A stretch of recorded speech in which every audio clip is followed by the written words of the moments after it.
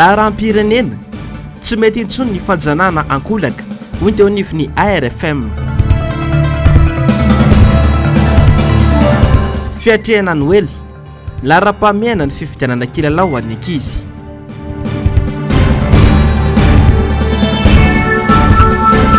mpitarika randrana syndikaly sy CSS Antananarivo naempotra ny famoahana fifidianana tompoko lasy sy tompoko vavy ankafaliana sy ampitiavana no iara-bakanao indray amin'ity hariva ity tonga sondry ianao atao anatin'ny fotoanany fampalalambavao manasana ampanajana sy ampitiavana ny tenako hanaraka ny vavao hatramin'ny farany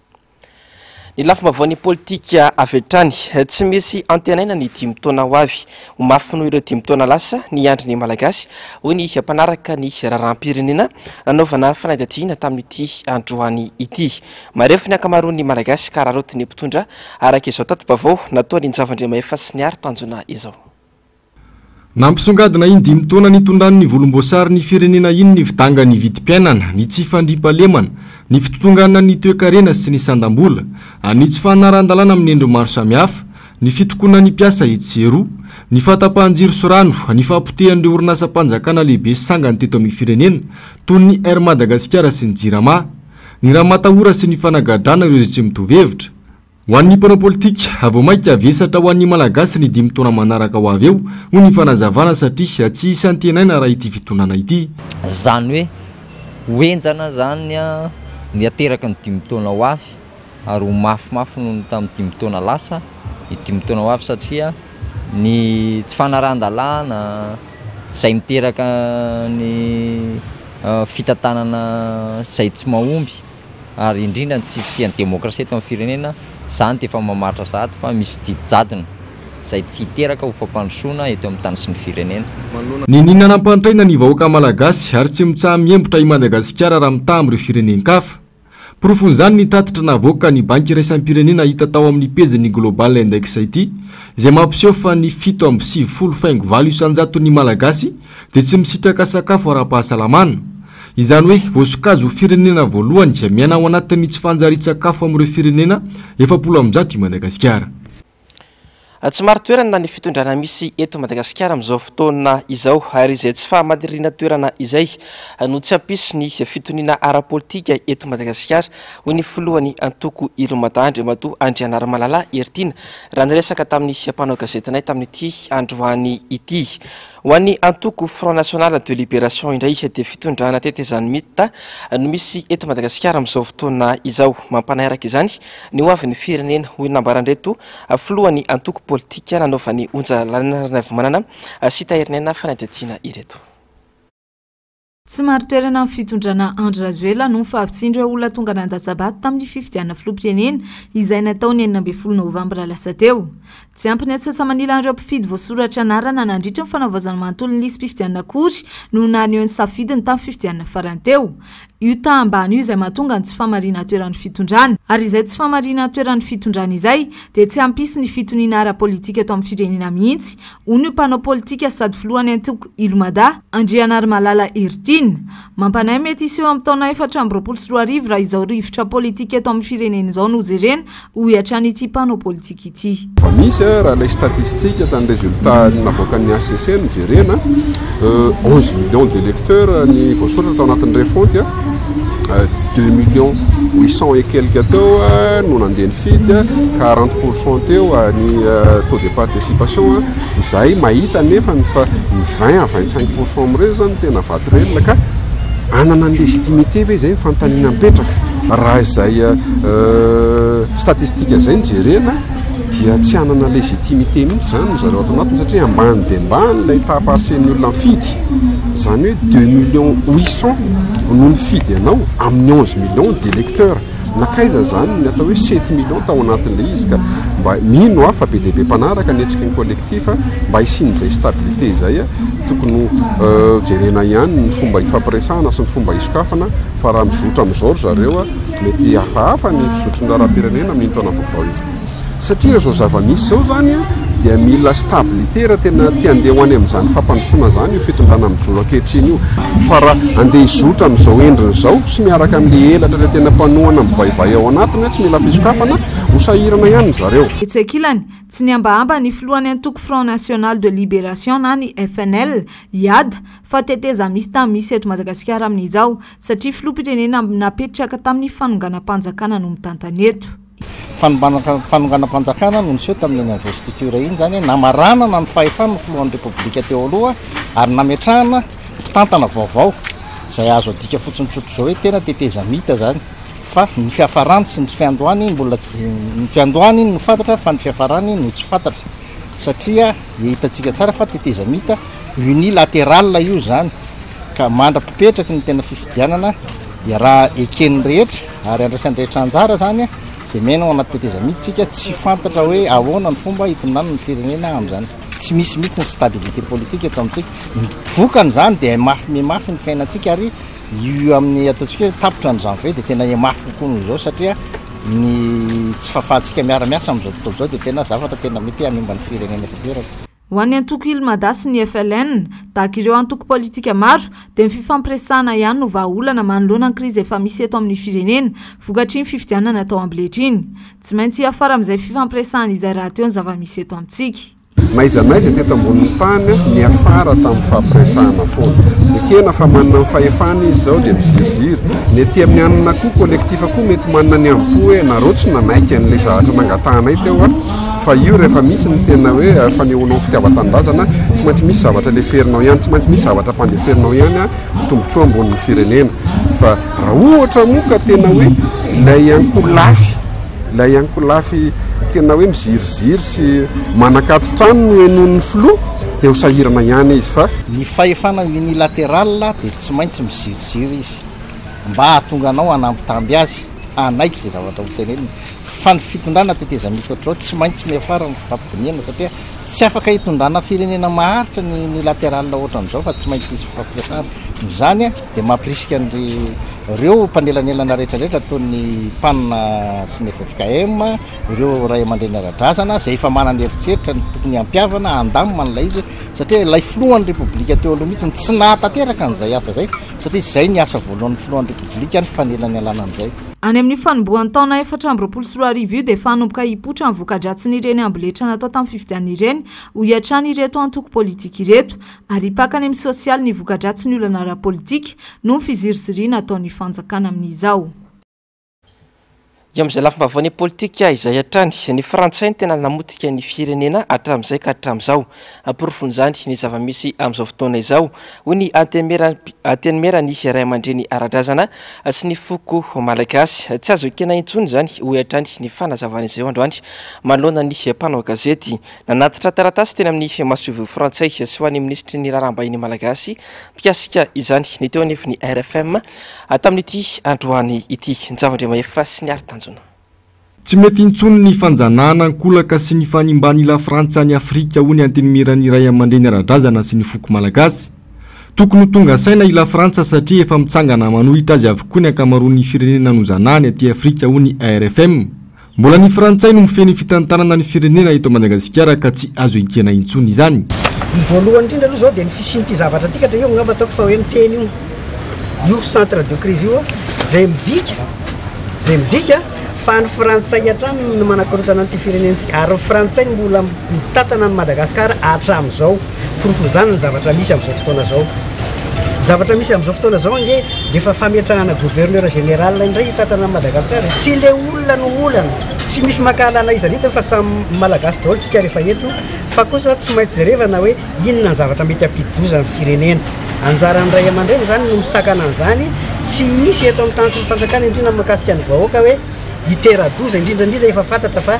isy ady ange io e isy raha mandrika io nahoana nahoana ka maninona aloha raha andeha mifampiresaka tsika. Mila mifampidinika ny vondrokely misy eto amin'ny firenena mba hisorohana ny mety hisian'ny korotana sy ny raha mandrika atsoatsy ho ihany ny RFM. Ary eto dia manararoatra hoe tokony heritreritra amin'izay ny malagasy sy ny vondrokely rehetra eto Madagasikara fa tokony hojerena araka drarany firenena ary manainga ny mpitandro filaminana mihitsy ny tenako androany zao miteny zao hoe tokony hisy conseil des états major andinihana ny amin'ny firenena aloha hoe ahoana ny tendarany ny fitandrazantsika ty raha ohatra ka tena ho an'ny tandrazana marina izy ary sahala amin'izay koa ny any amin'ny fitsarana tokony andinika hoe ahoana ny anaovana ty tandrazana ty ve avela amin'izao efa hita fa zavatra tsy mety le izy dia mbola hoekena ihany ve zay no antony hijoroana ananatsiny amin'izao fotoana zao satria misy milaza hoe tsy tokony hitsangana tsy tokony tenendreny ray aman-dreny tsy maintsy masika ny ray aman-dreny rehefa tsy azo tenenina ny zanany. Aleo ny samy malagasy no andamina ny firenena ho ihany ireto ray aman-dreny ara-drazana ireto izany indrindra no antony sy ananateran'izy ireo taratasy teny anivo ny maso ivo frantsay androany. Atao arian'izay dia nanatitra taratasy teny amin'ny ministeran'ny raharaham-bahiny ihany koa ireto ray aman-dreny ara-drazana sy ny foko malagasy ireto mba handraisan'izy ireo andraikitra. Nanamafy ny ARFM fa na misy miaino na tsisy miaino ny fitakiana ataon'izy ireo dia hijoro hatrany izy ireo ho an'ny tombontsoa ambony ny firenena. Fanempotra indray ihany koa ny famoahana ny didim-pitsarana mahakasika ny raharaha mahavoasaringotra ny mpitarika ny randrana sindikaly sy ny CSS sampana Antananarivo raha toka omaly 5 Desambra ny tokony ny voan'izay didim-pitsarana izay. Nanambara ny mpisolo vava ireto mpitarika sindika ireto fa nahemotra amin'ny 3 Janoary 2024 izao indray zany ny famoahana ny fitsarana ny didy mahakasika ireo olona arovany. Nanamafy ny sekretera jeneraly ny randrana sindikaly fatolona sindikaly no fitsinjovana ny tombontsoa ny mpiasa no antony nanateran'izy ireo taratasy tena anivon'ny état major ny tafika ny 20 Novambra lasa teo. Fanadety nataony onjalalaina raha ny avy manana sy tahirinena. Nahemotra amin'ny 3 Janoary 2024 avy izao indray ny famoahana ny didim-pitsarana ho an'ireo mpitarika sindika roa dia ny filohan'ny CSS sampana Antananarivo ny profesora Samy Grégoire Ravelinarivo sy ny sekretera jeneraly ny randrana sindikaly Barsan Rakotomanga. Raha tsy ahivana ny 12 Desambra lasa teo niakatra fampanoavana ireto mpitarika sindika ireto ary omaly 7 Desambra ny tokony nivoaka ny didim-pitsarana mahakasika azy ireo noho izao nahemotra izao indray. Fitarihana ny tafika ikomby no ny fanateran'izy ireo taratasy teny amin'ny état-major ny tafika ny 20 Novambra lasa teo no antony nampanatsoana azy ireo teny amin'ny sampana Eloka Bevava teny Fedana nandroa amin'ny 20 Novambra ary izao niakatra fitsarana izao ny raharaha. Nanamafy ny sekretera jeneraly ny randrana sindikaly fa tafiditra ao anatin'ny andraikitra izy ireo fitsinjovana ny tombontsoan'ny mpiasa ka izay indrindra no nanaova ny taratasy nomena ho an'ny tafika iny. Iny le andraikitra farany dia le hoe rehefa mahatsapa arakaraka ny zava-misy eo amin'ny tany sy ny firenena ka mahatsapa ny mpitarika sinday mety hiteraka fahavoazana amin'ny mpiasa ny mety ho fiatraikany zao zavatra zao dia tsy maintsy mandray hetsika mandray manao hetsika ny sindikary manolotra sosokevitra dia izay sosokevitra zay le naterina teny amin'ny état-major-ny miaramila naterina tany amin'ireo mpiara-miombina nampika resam-pirenena rehetrarehetra ny ambasady ny firenena mikambana dia ireo namantsika ny velin-dafy rehetrarehetra reny zany mahafantatra to tsisy mafenina marina le hoe manao grevy manao fampiofanana mampiditra mpikambana manao communication fa misy aninona kiraha iny zay tena zava-dehibe. Tsy vao izao no manao ny hetsika toy ny nataony teny amin'ny état-major ny tafika ity sindika ity fa efa nisy ihany koa ny hetsika nataon'izy ireo tamin'ny andron'ny Covid izay mitovy tanteraka tamin'ity nataony farany ity. Fa tamin'ny 2024 so adinitsika fijery ilay nanateranay nandritra ny 3 andro ilay sonia 11 000 sonia naterina teny Mazorivo 370 olona zay miaraka amin'ny satroka nanafika an'izay hoe ampiasaony volany knapsa fa tena potika ny mpiasa ty amin'ny CHSM satria mafy be ny fiatraikan'ny Covid tamin'ireny nahazoantsika nyty sara meilleur défenseur des droits de l'homme manome ny firenena mikambana en 2020 iny dia hatramin'ireny ihany nataontsika zany tsy zavatra niova fa zay ihany ny atsika ao anatin'izy mampiseho rehefa misy zavatra mampiahiahy dia nataony izy. Nanamafy ny avy amin'ny randrana sindikaly fa tolona ara-sindikaly no nataon'izy ireo ary zo ny sindikaly manao fitakiana rehefa mahatsapa fa voatohitohina ny tombontsoan'ny mpiasa. Ho an'ny CSS sampana Antananarivo indray dia ny fahitana fa miapotika ny sehatry ny fampianarana ambony eto amintsika no anisany nahatonga azy ireo hijoro sy hitaky ny famerenana ny asin'ny fampianarana ambony. Fa tsy voafehany jirama intsony nitolotra omeny mpanjifa amin'izao fotoana izao. Tsy mety tafarina ity orinasa-panjakana ity. Olana avokoa na ny famokarana herinaratra na ny famokarana rano izany. Ny rano no tena mampikaikaika ny mponan'Antananarivo sy ny manodidina ary tsy eto ihany fatrany amin'ny faritra atao anatin'ny taona maromaro izay. Miteraka fahatezerana satria dia aina ny rano. Tahaka izao ny fanazavana sy ny faneho-kevitra nentin'ny olon-tsotra sindrany Jessica Miray sy Manora Andriamalala. Potika ary tsy mety tafarina ny orinasa jirama ratsy ary tsy zarizary ny tolotra omeny. Potika miaraka amin'izay ihany koa anefa ny fiariany malagasy satria miankina amin'ny herinaratra sy ny rano avokoa ny asa sy ny fiariana andavanandro. Efa mambolana maro no miaina anaty fahirano tanteraka ny ankamaroan'ny fokontany eto Antananarivo. Tafisiakatra hatrany amin'ny 500 ariary ny rabidan. Ny fakturan'ny jirama isam-bolana amin'io tonga foana ary mindangana na tsy mandeha aza ny rano. Fakturan'ny jirama avy ianareo? Fakturan'ny jirama tonga teo mbo 3 alina moa nefa tamin'ny rano nandeha koatra nefa ny rano nandeha tao anatin'izay ray volana zay indroa angamba raha nisy dia nisy nefa le faktura tsy miova mihitsy fa nio ihany ny eo. Tena hijaliana mihitsy ny rano raha tsisy an'io kame manaritra rano zay dia tsisy rano mihitsy. Dia rehefa tsy misy dia aiza no mividy? Any Androkany nefa ny anao raha ohatranalo izao amin'izao taonako izao tsy mahavita hitaona rano avy any fa tsy maintsy manaka rano dia 200 sy arivo ny ray bidon, 200 vidin'ny rano dia 5000 ny karama mitondra azy. Ray bidon? Ray bidon. Dia nefa zay raha zay maromaro tsy vitana rano ray bidon zany mihitsy. Mialina le toromaso zany tsy tena tsara mihitsy amin'ny alina satria hitanareo any zany hoe tsisy rano zany manahirana ny andro mafana tena mila midio sy mila rano nanaovana sakafo ary dia mifoha amin'ny satria amin'ny 7 amin'ny 20 alina zany tsy mandeha mihitsy ny rano dia rehefa matory dia matoritory zaratra matory dia mifoanao miraiky 2 mijery anao mandeha sa tsy mandeha dia amin'ny 12 ndraiky tsy mandeha fa amin'ny ray maraina ndraindray misy mandeha ndraindray tsy mandeha fa any amin'ny 2 alina zay vao tena mandeha dia ohatrany fekely aloha dia letanao torimaso zany dia rehefa avy an'izay misy mandeha lekely dia ndray bidon ray ihany ny fiaina ndraindray tapaka bidon fotsiny ary no azo dia izay tena faran'izay mijaly rano efa fiaky taona vitsivitsy zay ampetrany fotsiny efa rotaona teo zay ohatr'izao foana fijaliana amin'ny rano io rano io zany tsy mandeha mihitsy io alina be io zay vao mandeha misy fotoana koa nefa zay mandeha zay zay zao hoe 3 andro sesy zay zao tsisy mihitsy na goutray araka dia tsy haiko hoe inona mba fepetra tsy haiko mba eno zareo tompona andraikitra ao jirama ve zany tsy zarizary ihany koa ny famokarana herinaratra eto amintsika iankina ny fiarian'ny olona maro anefa izany ka rehefa tapaka ny jiro dia tapaka toy izany ihany koa ny fidiram-bola tsy misy fialan-tsiny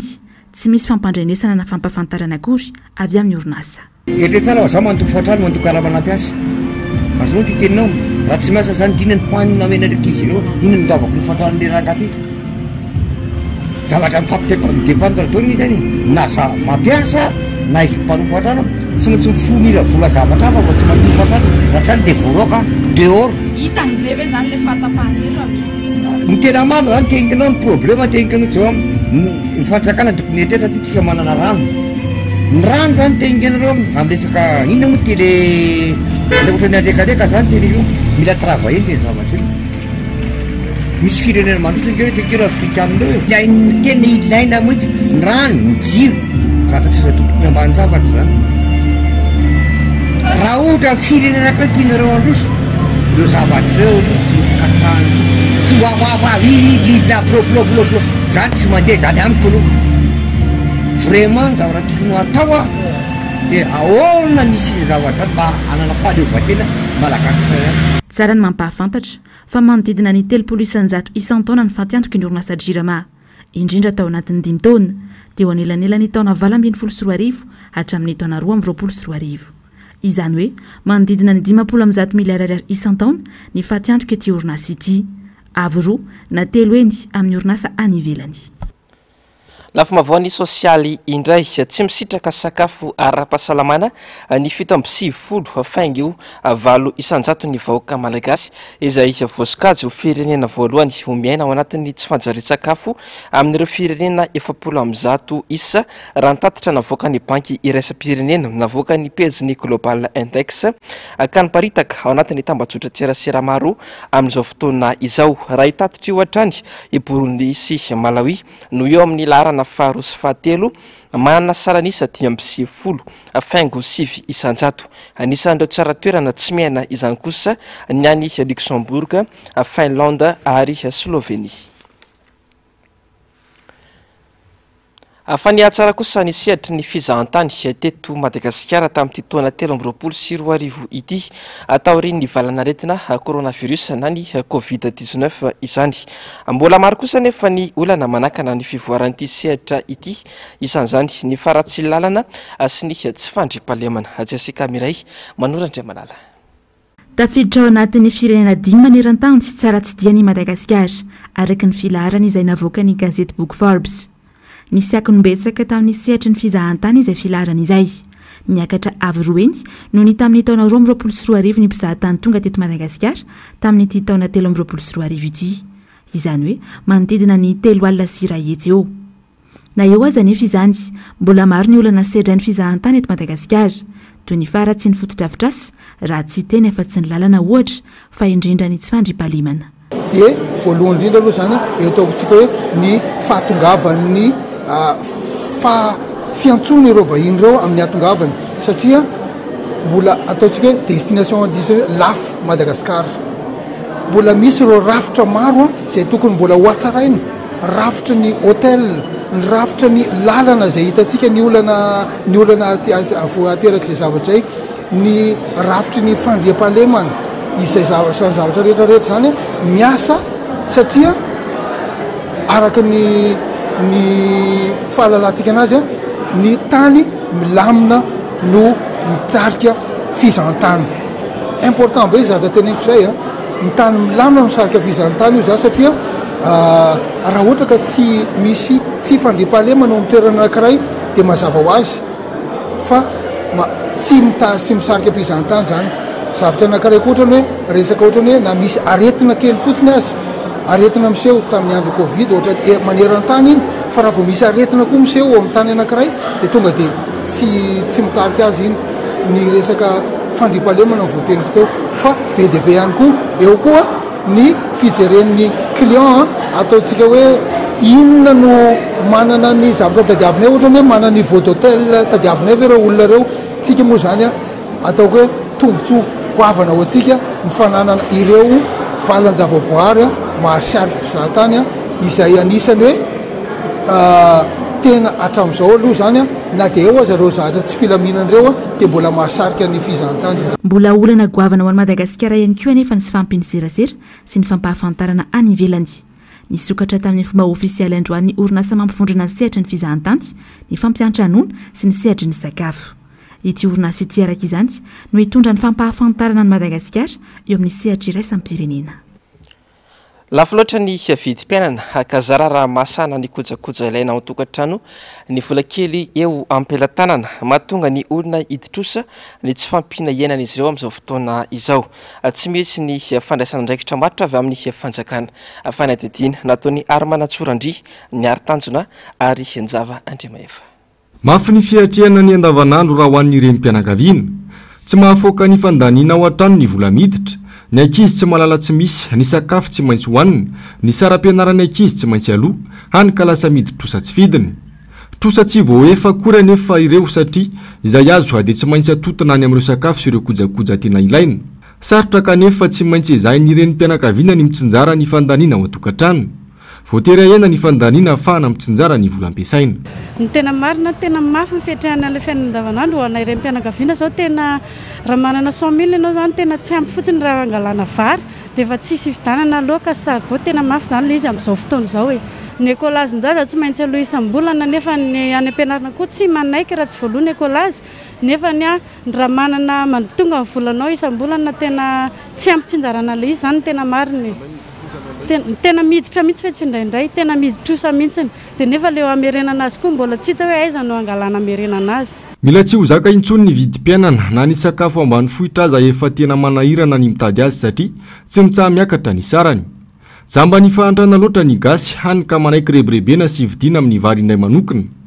Tsy misy ny hoenti-manana ka zary lasa zatra mangatangataka sy miandry toloram-potsiny sisa. Maro ny tenin'ny président miteny hoe zavatra risy nahitra ny enimpolo taona zay tsy ary nisy président république avy ety Antananarivo ho andeha agny amin'ny faritra hitondra hanimasaka avy ety Antananarivo ko zarena amin'ny olo madinika dia eritreretina fa sakafo masaka zany nge roa adiny raha ela indrindra ao anatin'ny kibonao dia nony ianao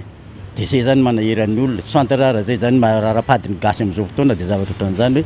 tsy fanao ny olona manao an'izany zavatra fa raha ohatra misy ny fitiavanao ny olona omevo hoety manana izy hoety fitaovana hoety miasa izy tany malalaka amevo an'izay fa tsy tambazanao any fa any rehefa voky izy ao dia matory izy mieritreretra nona avy eo dia mifoa dia azandrainy atao ohatran'io vadiny miaramila io voky mitady ondana nona mamitany lera ohatran'izay zavatra misy amin'izao fotoana zany raha ohatra situation misy amin'izao fotoana. Mampalahelo raha sanatria toy izao foana ny ainan'ny malagasy tsy afaka hijery lavitra ho any amin'ny fandrosoana fa vao mainka amiletika isan'andro. Miraviravin-tanana ny akamarony ka atao vao mainka manosika ny malagasy hiditra anaty fantrana lalina. Vanim-potoana ampifalifaliana ny ankizy ny vanim-potoana ny krismasy tahaka izao. Misy ireo ray aman-dreny no afaka nanomana vola kely hividianana kilalao ho an'ny zanany ao anatin'izao andro ny fety izao. Vola izay mifanaraka amin'ny vola miditra ao an-tokantrano zany. Tsy misy teti-bola manokana hiatrehana ny fety hoy ireo raim-pianakaviana nanaovana fanadihadiana. Onjalalana ranavimanana sy Tairinena. Misy ray aman-dreny sasany izay manana fahafahana no nanomana vola hividianana kilalao ny ankizy hampifaliana azy ireo ao anatin'izao vanim-potoana Noely izao. Vola tsy betsaka fa mifanaraka amin'izay miditra ao an-tokantrano eny nefa no atokana hampifaliana ny ankizy izay. Izay eo an-tanana no atao izay mahampy azy hiatrehana ny fety noho ny fahasahiranana efa iainany amin'ny andavanandro sy noho ny fidangana ny vidim-piainana. Ho an'ireo ray aman-dreny nanaovana fanadihadiana dia toy ny fiatrehana ny andavanandro ihany no hiatrehana ny fety. Tsisy fa dia ohatrany hoe ohatrany isa-taona dia ohatr'izao foana mba mandehandeha kely fotsiny dia mijery ny zava-misy etỳ Antananarivo dia izay. Fa mba hoe manokana vola kely fotsiny ohatra hoe hikarakarana ny fety dia izay tsy manomana be koa fa hoe manomanoma kely fotsiny hiarakaraka ny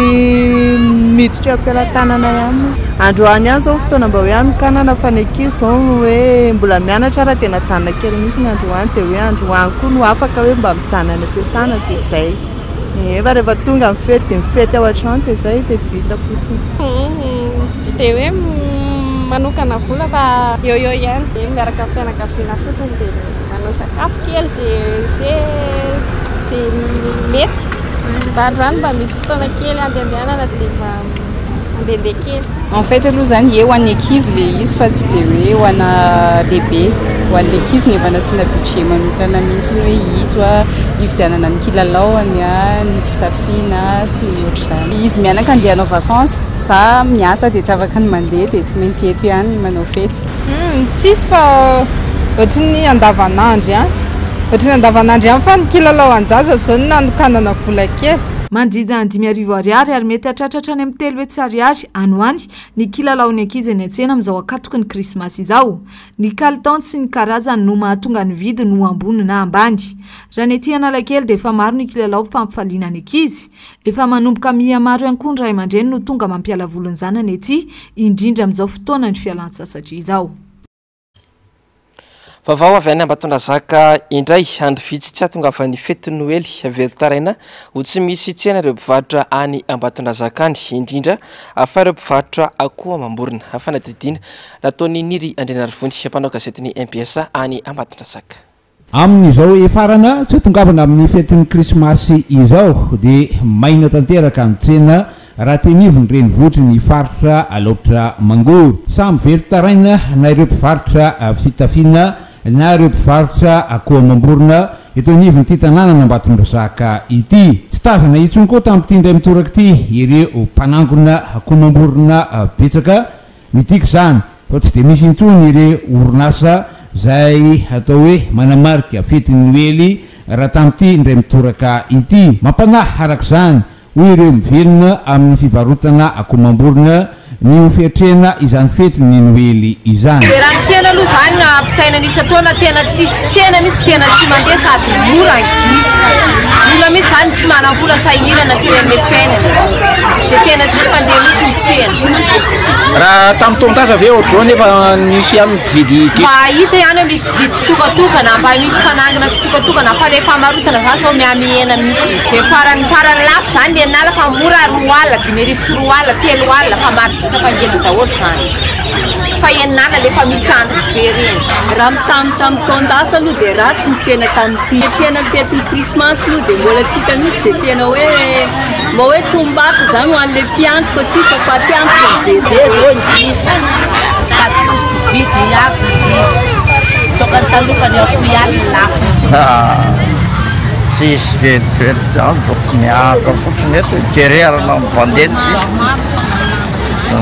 teny ny mampafantatra fa raha nalaza tany aloha izany fitondrana akomamborona avy ety Antsianaka miazo ny renivohitry Gasikara sy Toamasina dia somary nangineny izy tamin'ity taona 13 ity midiky zany fa ty tena trapaserana tanteraka tokoa zany ny akamaroany vahoaka malagasy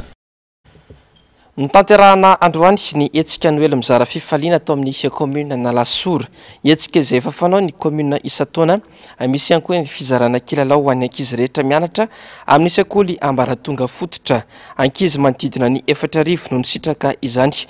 tamin'ity androany ity. Jessica Miray sy Manora Andriamalala. Isan-taona rehefa akatoko ny fetiny Noely toy izao no anaovan'ny commune Lasora ny Noely mizara fifaliana. Natao indrindra izarana kilalao ho an'ny ankizy mianatra amin'ny Ambaratonga Fototra ato anatin'ny commune. Sekoly 12 ahitana ankizy 4,000 no nizarana kilalao. Tetikasa izay no volavolain'ny commune madiodio. Manodidina ny 30 tapitrisa ariary ny teti-bola nampiasain'ny commune. Volan'ny commune madiodio no nampiasaina tamin'ity fizarana ny kilalao ty ary efa voafaritra mialoha tao anatin'ny teti-bola nakatoavy ny SLC zany nandritra ny famolavolana ny teti-bola 324,000 isan-taona mola izy efa misy dia efa ny commune foana zany no mizaka izay hoentimana natao amin'itony etsika itony na dia sahirana ary commune satria tsy dia manambola loatra satria ny volan'ny commune mbola tafahitsika any amin'ny fanjakana dia miezaka foana zahay mitondra izay tsy rambon'ny tanana ho an'itony zaza itony. Misy edra olana tanteraka ny akamaroan'ny commune eto Madagasikara amin'izao. Efa nanomboka ny volana Jolay teo, izany hoe ny aloha kely ny fifidianana dia tsy nisitraka ny ampahambola tokony arotsaky ny fanjakana intsony ny commune toy ny avy amin'ny impôt synthétique sy ny impôt de licence ohatra. Manodidina ny 2,7 isanjato amin'ny teti-bolan'ny commune nefa no iankina ny vola arotsaky ny fanjakana. Vavao ny finoana kosa indray 20 Desambra 4,720 20 Desambra 13,2 makalaza ny fahazatotaona anjorony ny fikambanana tily eto Madagasikara. Mitohy vakana ny fanamariana izany isam-bolana hatramin'ny 20 Desambra 4,2 anisan'ny etsika lehibe amin'ity jobily ity ny famoahana boky mitantara ny tantaran'ny Sokoto eto Madagasikara. Nandray anjara tamin'ny fanabeazana ny tanora malagasy maro, manampahaizana maro ary olo-panjakana ambony maro teto amin'ny firenena ny fikambanana tily. Amin'izao fotoana izao dia manana tanora efa ho 3,4 eo ny mpikambana manerana any Madagasikara. Ankoatra ny famoahana ny boky hanamariana ny fahazatotonany, misy etsika maromaro izay no manana ihany koa. Osokafana amin'ny fomba ofisialy amin'ny alalan'ny etsika manokana ny 17 Janoary 4,2 etsy amin'ny lapan'ny kolontsaina sy ny fanatanjahantena Mahamasina izany. Isy ihany koa ny laso jobily ho karakaraina ny voalohany hatramin'ny 5 Aogositra 4,2. Amaranantsika ny vaovao amin'ity hariva ity ny maresaka avy any ivelany. Tsy mahazo mirotsaka ho vidiana amin'ny fifidianana izay atao any Etazonia amin'ny taona 4,2 ho avy izao i Donald Trump raha nambara ny fitsarana atampony Colorado. Ny laza ny tsy anaky izao fanapahan-kevitra izao ny pombany Trump ary laza ny ampiakatra ny raharaha. Ando miaratiana sy Mathieu Prince. Nanaitra ny maro ny fanambarana nataony fitsarana tampony Colorado omaly izay mandidiny tsy fafany Donald Trump irotsaka ho vidiana amin'ny fifidianana filoha amin'ny firenena Amerikanina amin'ny taona 2022. Antony ity fanapahan-kevitra ity ny fanafiana ny Capitole, lapan'ny anteny mera Amerikanina ta Washington ny fiandohan'ny taona 2022. mpitsara efatra tamin'ireo fito mandrafitra ny fitsarana tapony no nanamafy ny didim-pitsarana navoaka ny mpitsara tamin'ny volana novambra izay niapanga fa tompony andraikitra tamin'ny fikomiana ny 9 janoary 2022 Donald Trump nandritra ny fanafiana tao amin'ny Capitole. Namoaka fanapahan-kevitra sadasada tsy demokratika ny fitsarana tapony Colorado hoy ny fanehoan-kevitra ireo mpomba ny Donald Trump. Ampiakatra ny rara any amin'ny fitsarana tapona ny États-Unis ireo ary hitady ny anafoanana ity fanapahan-kevitra tsy demokratika ity ho ny mpitondra teny ny Trump. Manameloka ity didy ihany koa hatramin'ireo tompony andraikitra maro avy amin'ny antoko républicaine misy ny Donald Trump. Ny fandarana ao namarina sy ny Global News izay no arainao aorin'izao fotoana ny fampalalam-baovao izao aorin'izay kosa ny oronan-tsary indray amin'izao mitondra lohateny hoe Charlie Atol Kindog ny sampana fampalalam-baovao dia misotranao nanaraka ny vaovao hatramin'ny farany. Veloma tompoko.